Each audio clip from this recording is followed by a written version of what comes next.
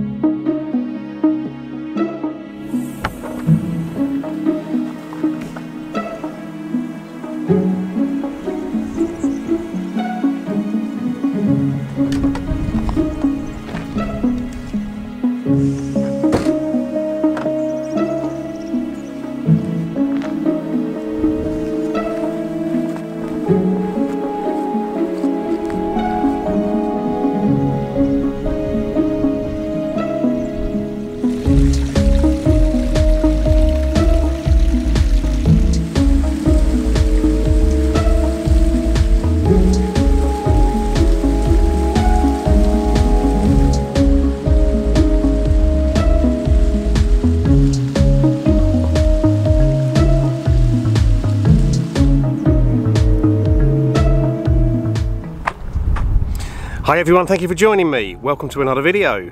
If you're new to the channel and you enjoy this one, please consider hitting subscribe at the end. And to the people that are already subscribers, well, thank you very much. I appreciate the support. If you watch my channel, you'll know that I do the vast majority of my landscape photography either early in the morning around sunrise or in the evening around sunset. But sometimes you just can't go out at those times of day for whatever reason. So if I'm going out, in the middle of the day, early afternoon, late morning, whatever it might be, I tend to like to come to places that don't work at sunrise or sunset, like this place. The reason this place doesn't really work at sunrise or sunset is it's a gorge. Most of the interesting parts of this gorge are deep down in the bottom of the gorge. It's surrounded therefore by the gorge walls, and then beyond that by hills and mountains. So, sunrise and sunset, you're not going to get any light in the scene. In fact, unless the sun is very high in the sky, there's very little light gets to the bottom of the gorge anyway. So it kind of doesn't matter what time of day I shoot it. In fact, if I shoot it at closer to the middle of the day, the more chance I'm going to get of getting some light reflected off the gorge walls down into the bottom to create something interesting. So that's why I'm here. It's called Enchanted Gorge, or Barranc de la Encantada, and I haven't been here for a while.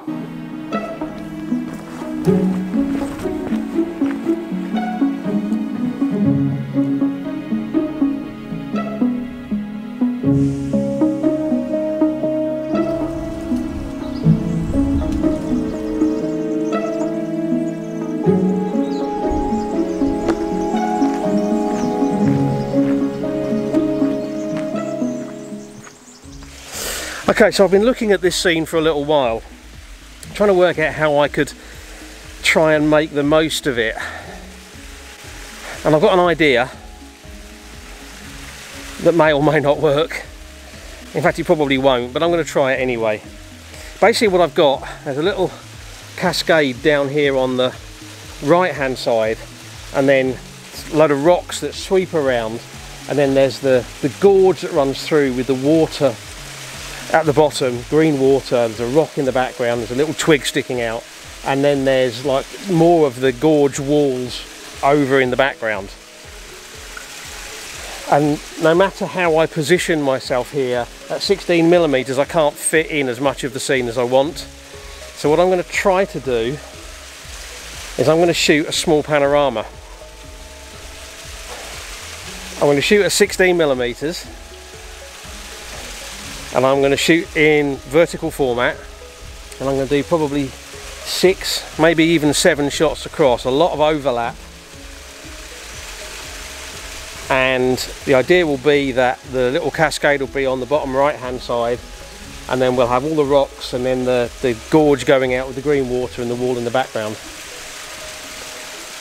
The challenge is, the only possible place I can stand is where I am. It's a bit awkward, and I can't avoid a big rock appearing kind of in the bottom left hand side of the frame, but hopefully that will still work. Panoramas at 16mm with something close in the foreground are a little bit of a problem, because I'm swiveling the camera basically from the normal tripod mount. If I had an actual panoramic head, that actually puts the swivel point on the nodal point, and that would actually be better for this situation, but I don't do enough panos to warrant that. And to be honest with you, most of the time for panos it doesn't matter, except if you're shooting fairly wide angle with something in the foreground. So we might have some issues with that. And even at 16mm in this one particular place that I can find, it's not an ideal composition. But I'm going to take it anyway.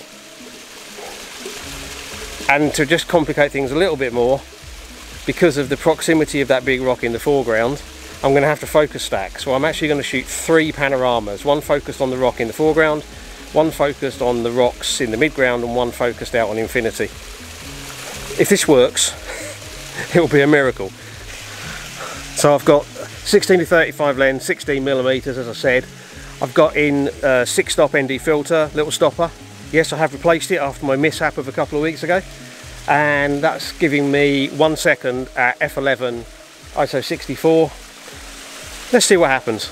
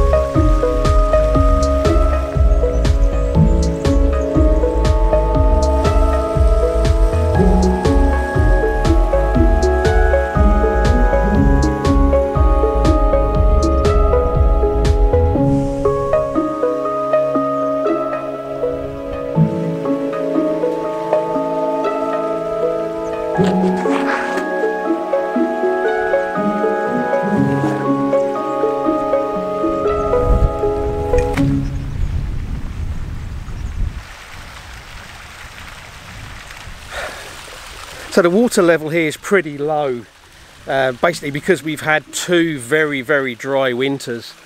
Nevertheless, I thought I'd stop here and take this shot, although despite what I said earlier about the position of the sun not mattering too much, in this one we have got a challenge because the sun is right up there, so it's very bright on the scene.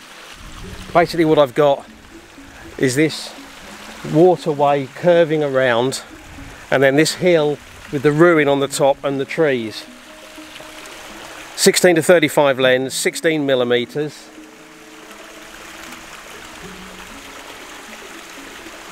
.1/80th of a second. I've got a circular polarizer on just to cut out some of the glare off the water, and what I'm going to do is shield the lens from above as I take the shot. In fact, I'm going to take 3 shots because I'm going to focus stack foreground, middle ground, background, just to be on the safe side. And then I'll just use my hand over the top of the lens just to block that light from hitting the top of it. And it might work.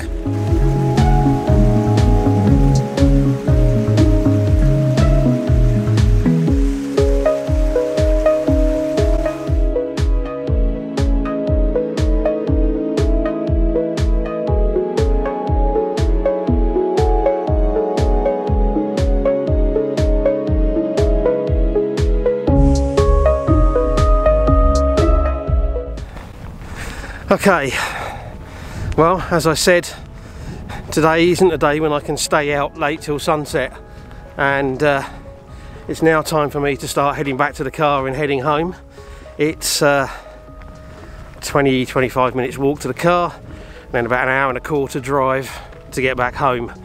So I need to be getting a move on, or else I'm going to be late. I'm not really sure how today has gone. It's interesting, my last trip out I went to Tibia Reservoir. It was a blue sky day. I didn't really have high hopes for getting a fantastic image, but I ended up with an image which is certainly among my favourite images probably that I've ever taken. It's almost certainly my favourite image of the last few months, and that was despite all my expectations. Today I really thought I might find something quite interesting, and I'm not sure that I have, but that's the way it goes sometimes. And as you know, I like to be honest with you about the successes and failures. Either way, I hope you've enjoyed the video. If you have, and you want to see more of my stuff, don't forget about hitting that subscribe button. Likes and shares always help, they promote the channel, get me more viewers hopefully. And of course, I love to hear from you. If you put your comments down below, questions, suggestions, tell me what you think of the video, tell me what you think of the pictures, if I've managed to get any. I'd love to hear from you, and I always respond. And as always, I appreciate you taking the time to watch. So, thank you very much, and until the next video, bye, and subscribe.